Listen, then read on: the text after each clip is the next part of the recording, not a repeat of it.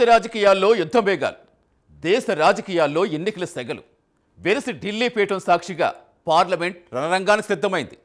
అగ్రరాజ్యం అమెరికా సుంకాల వ్యవహారం నుంచి ఇరాన్ యుద్ధ సంక్షోభం దాకా, పెరిగిన గ్యాస్ ధరల నుంచి ఓటర్ల జాబితాలో అక్రమాల దాకా ప్రతిపక్షాల అమ్ముల పొదిలో అస్త్రాలు అనేకం.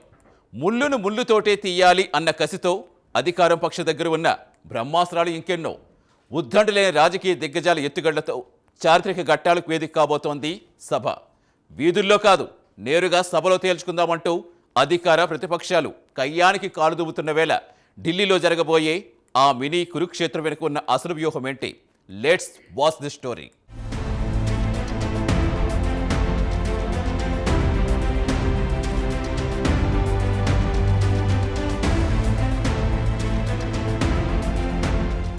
ప్రపంచ పటంలో ఎక్కడ ఏ చిన్న అలచడి రేగినా దాని ప్రకంపనలు ఢిల్లీ పీఠాన్ని తాకడం ఆధునిక రాజకీయాల్లో సర్వసాధారణం. ఒకవైపు అంతర్జాతీయ స్థాయిలో కమ్ముకుంటున్న యుద్ధ మేఘాలు, మరోవైపు మార్చి 9 నుంచి ప్రారంభం కానున్న పార్లమెంట్ సమావేశాలు దేశ రాజకీయాల్ని ఒక్కసారిగా వేడెక్కించాయి. అమెరికా వంటి అగ్రరాజ్యం విధించిన సుంకాల తగ్గింపు సమయంలో మన దేశం చేసుకున్న ఒప్పందాలు ఏంటి? ఇరాన్ యుద్ధ సంక్షోభంలో భారత్ అనుసరిస్తున్న ధోరణి వెనుకున్న ఆంతర్యమేంటి? ఈ ప్రశ్నలన్నీ ఇప్పుడు ఉభయ సభల్లో మారుమోగనున్నాయి. ప్రపంచ పరిణామాలకు, దేశీయ విధానాలకు ఉన్న అవినాభావ సంబంధాన్ని ఎండగడుతూ ప్రభుత్వ తీరును నిలదీసేందుకు విపక్షాలు సన్నద్ధమయ్యాయి. ఎవరి వాదనలో ఎంత నిజం ఉందో బయట కాదు, నేరుగా సభలోనే తేల్చుకుందామనే లక్ష్యంతో ప్రతిపక్షాలు వ్యూహరచన చేస్తున్నాయి.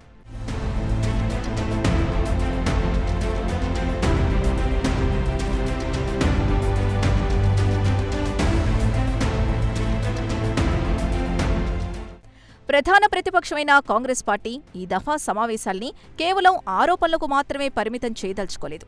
రాబోయే అసెంబ్లీ ఎన్నికల నేపథ్యంలో ఓటు బ్యాంకు రాజకీయాలకు కేంద్ర బిందువుగా మారిన స్పెషల్ ఇంటెన్సివ్ రివిజన్ ఇప్పుడు ప్రతిపక్షాలకు ఒక బలమైన అస్త్రంగా దొరికింది. ఎన్నికల సంఘం పనితీరు, జాబితాల సవరణలో అధికారపక్షం జోక్యం వంటి సున్నితమైన అంశాలపై ఉభయ సభలు దద్దరిల్లడం ఖాయంగా కనిపిస్తోంది. ప్రజాస్వామ్య పునాదులైన ఓటు హక్కును పావుగా వాడుకుంటున్నారని, అనుకూల ఓటర్లను చేర్చడం, వ్యతిరేక ఓటర్లను తొలగించడం వంటివి జరుగుతున్నాయని కాంగ్రెస్ గళమెత్తనుంది. ఎన్నికల వేళ అసలు నిజానిజాలేంటో సభలోనే తేల్చుకుందామనే పట్టుదలతో ప్రతిపక్షాలు ముందడుగు వేస్తున్నాయి.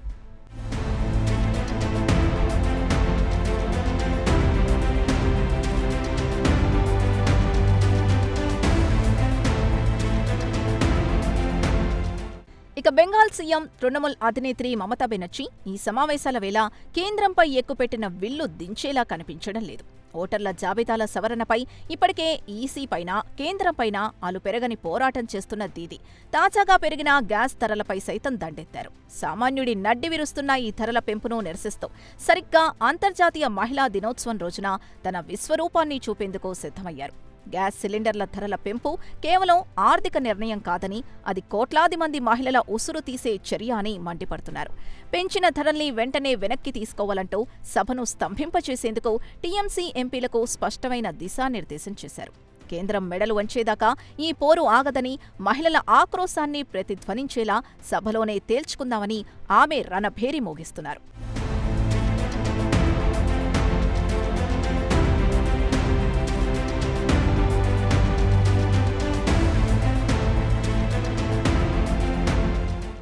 అయితే రాజకీయాల్లో సభ ఎప్పుడూ ఒకరి చేతిలో, ఒకరి కనుసన్నల్లో నడవదు.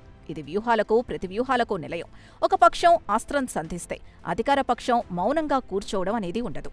ముళ్ళును ముళ్ళుతోనే తీయాలి అన్న చందంగా విపక్షాల ప్రతి విమర్శకు గట్టి కౌంటర్ ఇచ్చేందుకు ఎన్డీఏ ప్రభుత్వం పక్కా ప్రణాళికతో ఉంది.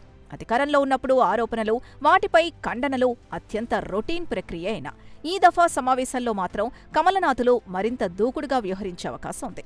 దేశ భద్రత, ఆర్థిక వృద్ధిలో తాము సాధించిన విజయాల్ని సభలో బలంగా వినిపించేందుకు బీజేపీ ఎంపీలు సన్నద్ధమయ్యారు.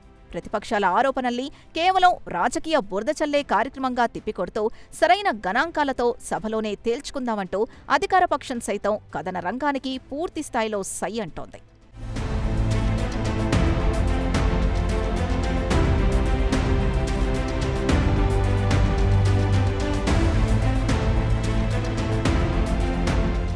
ఈ దఫా పార్లమెంటు సమావేశాలకు మరో ప్రధానమైన, అత్యంత ఆసక్తికరమైన అంశం ఉద్దండులైన సీనియర్ రాజకీయ నేతల రాక.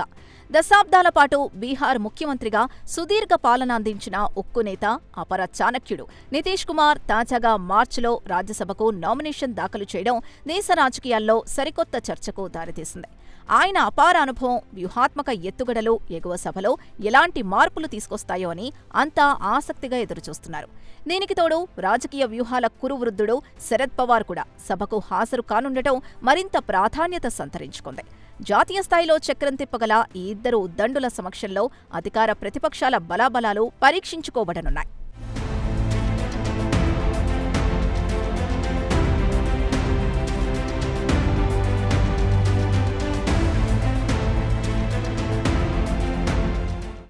ఇండియా కూటమి తీసుకున్న మరో సంచలన నిర్ణయం ఈ సమావేశాల్లో అగ్గిరా చేయడం ఖాయంగా కనిపిస్తోంది. అదే లోక్సభ స్పీకర్పై అవిశ్వాస తీర్మానం. పార్లమెంటరీ చరిత్రలోనే స్పీకర్పై అవిశ్వాసం అనేది అత్యంత అరుదైన పరిణామం. సభను నిష్పక్షపాతంగా నడపాల్సిన అత్యున్నత స్థానంలో ఉన్న వ్యక్తి కేవలం అధికార పక్షానికి అనుకూలంగా వ్యవహరిస్తున్నారన్నది విపక్షాల ప్రధాన ఆరోపణ. దీనిపై సభలో జరగబోయే చర్చ వాడీవేడిగా ఉంటుందనడంలో ఎలాంటి సందేహం లేదు. ఈ కీలక ఘట్టంలో తమ సభ్యులు ఎవరూ చేజారిపోకుండా చూసుకునేందుకు అటు అధికార బీజేపీ, ఇటు ప్రతిపక్ష కాంగ్రెస్ పార్టీలు ఇప్పటికే తమ ఎంపీలకు విప్ జారీ చేశాయి.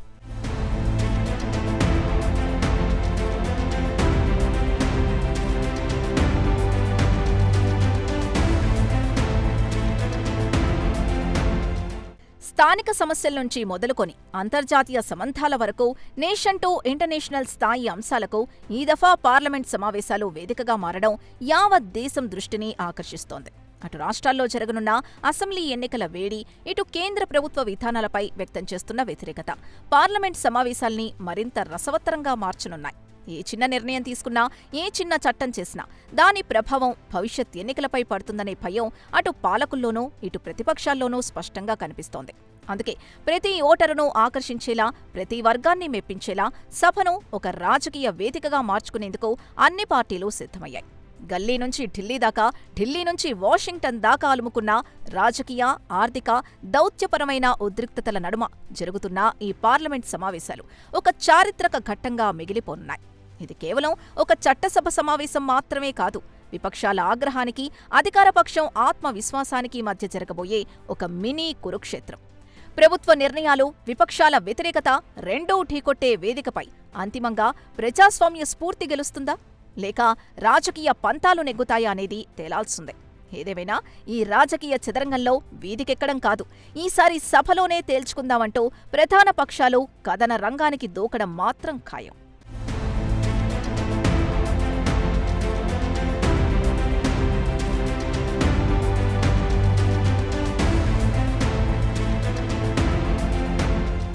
గల్లీ నుంచి ఢిల్లీ దాకా, ఢిల్లీ నుంచి వాషింగ్టన్ దాకా పరిస్థితులు ఎలా ఉన్నాయో సభలో అడిగే ప్రతి ప్రశ్న వెనుక ప్రజా ప్రయోజనం ఉందా, లేక రాబోయే అసెంబ్లీ ఎన్నికల ఓటు బ్యాంక్ రాజకీయం ఉందా అనేది సామాన్యుడికి సైతం అర్థమవుతుంది. సభలోనే తేల్చుకుందాం అన్న నేతల పంతం అంతిమంగా ప్రజాస్వామ్య స్ఫూర్తిని గెలిపిస్తుందా, లేక కేవలం రాజకీయ ఆధిపత్య పోరుగా మిగిలిపోతుందా? ప్రజా సమస్యలపై పోరాడేందుకు చట్టసభలు సామాన్యుడి గొంతుగ్గా మారతాయా, లేక నాయకుల రాజకీయ చదరంగానికి బలిపీటలవుతాయా?